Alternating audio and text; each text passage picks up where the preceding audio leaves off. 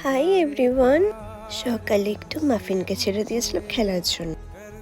বিকেলে মনটা কেমন যেন মোমো মোমো করছিল, আর আমি বেরিয়েও পড়ি মোমো খাওয়ার জন্য।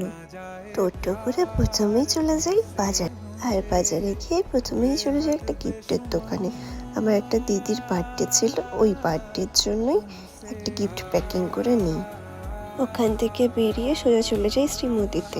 ওখান থেকে 2-3টা জিনিস কেনার পর আমি বেরিয়ে পড়ি। হাঁটতে হাঁটতে ফোন দেখতে দেখতে আগাচ্ছিলাম, হঠাৎই দেখা হয়ে যায় আমার কলেজ লাইফের ক্লোজ ফ্রেন্ড পিয়ালির সাথে। তারপর ওকে বলে আমার ব্লগে একটু হাই বলে দেয়, আর ও সবাইকে হাই বলে দেয়। তারপর হাঁটতে হাঁটতে গল্প করতে করতে আমরা চলে যাই মোমোর দোকানে। তারপর আমরা যাই মিয়ামরে, ওর ছেলের জন্য পেস্ট্রি নিয়ে নেয় ওখান থেকে। তারপর আমরা হাঁটতে হাঁটতে রাস্তার এই পাশে চলে আসি, আর ওকে একটা অটোতে তুলে দিয়ে তারপর আমি টোটো ধরে বাড়ি চলে আসি।